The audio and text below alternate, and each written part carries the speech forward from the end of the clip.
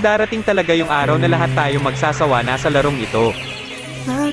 Pero sana kung dumating man yung araw na yon, wag na wag natin kakalimutan na pinasaya at binigyan tayo ng larong ito ng mga kaibigan.